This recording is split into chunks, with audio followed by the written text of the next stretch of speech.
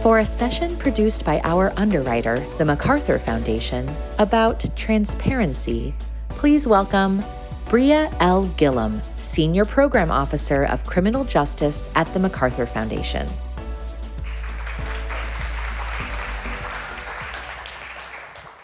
Hi, good afternoon, everyone. A huge thank you to The Atlantic for giving the MacArthur Foundation the platform to talk about criminal justice. It's a pivotal time for those of us who believe that the justice system needs to change, that we are incarcerating too many people, and that we don't believe in the idea of humanity and rehabilitation. But we know that in this country, more than 11 million people are admitted into jail each year, and more than 60% of those people have not been convicted of a crime. Any time in jail is a huge societal cost for families and communities. They include lost income, damaged families, untreated mental and physical illness, wasted taxpayer dollars, more unemployment, more unhoused people, and oftentimes more crime. Under the Foundation's initiative, the Safety and Justice Challenge, we are investing in over 100 local communities to bring together people who are often isolated in the decisions that impact their personal and community safety. We believe that whether you're a prosecutor, public defender, judge, teacher, researcher, advocate, you name the role or responsibility, you play a role in what your safety looks like and feels like. We are investing in data-driven ideas and practices that prevent people from cycling in and out of the justice system. This includes policies and programs that keep people who may be experiencing an underlying or undiagnosed mental health issue, addiction to drugs or alcohol, or experiencing unstable housing, and providing them with the resources, help, and support they need to stay outside of the justice system. We are investing in rehabilitation services to ensure that individuals who may experience incarceration have the resources, supports, and a community to help them find stable employment, workforce and educational training, and successful reintegration with their families and communities. And we are investing in research and communication to show that you can safely reduce crime without compromising safety, and highlighting promising practices and models that can be adopted in other communities. But for the 11 million people who may experience jail anywhere from a few days to years, there is real harm and lasting scars to their incarceration. From inhumane treatment to long periods of isolation to deplorable conditions, all of which question whether we as a society believe in a second chance.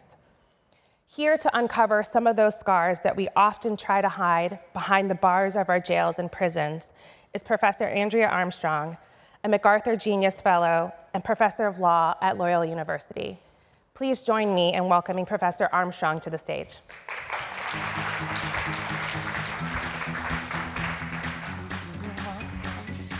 Good afternoon. I am so honored to be here with you because what I want us to do between these two amazing presentations is I want to ground the discussion in what it actually means to live behind bars.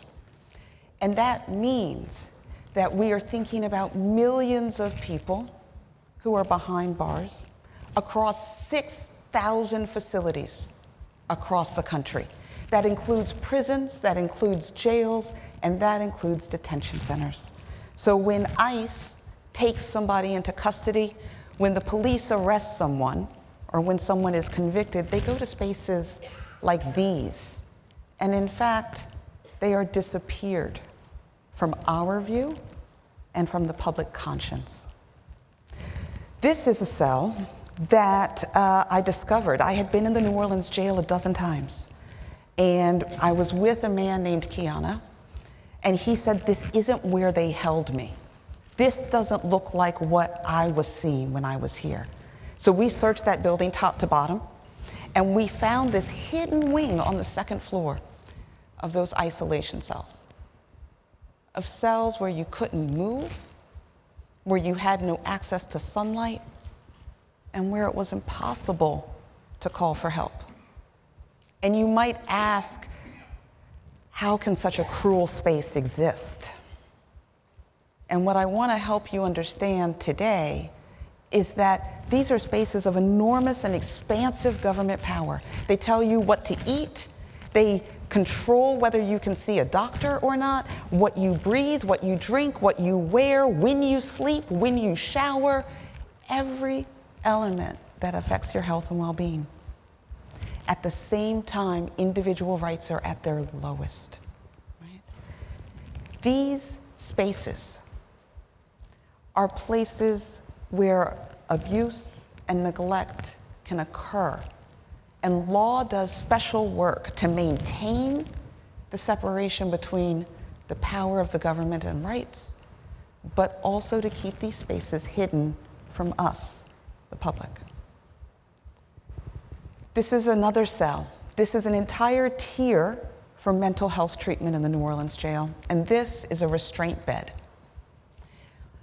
The rules that apply to you and to me for our health care don't apply to people who are behind bars, right? So the Centers for Medicare and Medicaid have rules about when you can use restraint beds.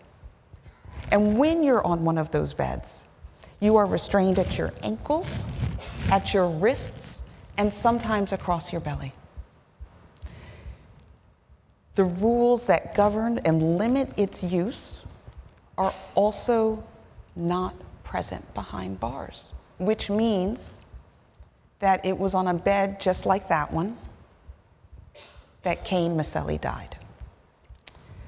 So Cain Maselli had been strapped to a bed in the New Orleans jail for 4 hours, and she told the guards that she couldn't breathe. Turns out her asthma medication was actually downstairs in the property room in her purse.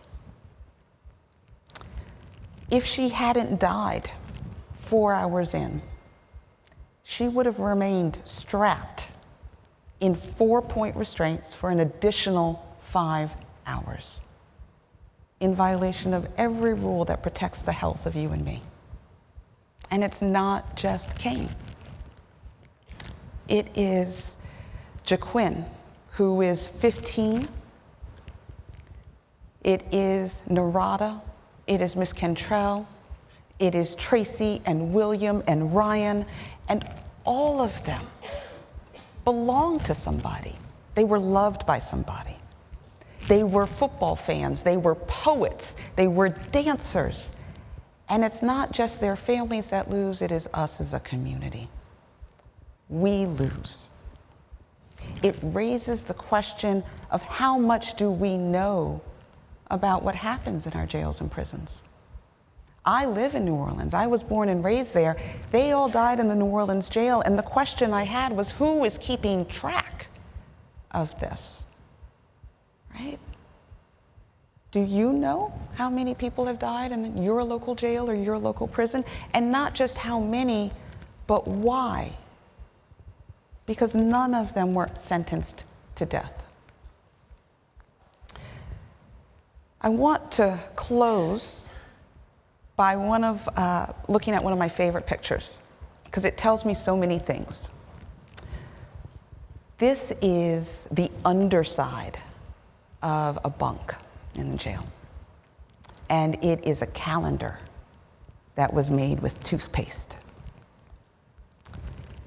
This picture is a stark reminder of how we deny the most basic things to people who are behind bars, regardless of the reason that they ended up there, immigration or pretrial or conviction, because we deny people the ability to tell the time. We deny people the ability to know which day it is. But this picture is also one of my favorites because it reminds us of the perseverance of the human spirit. That even in those conditions, someone said, I deserve to know what day it is. And their creative ingenuity created this calendar. It reminds us of their humanity.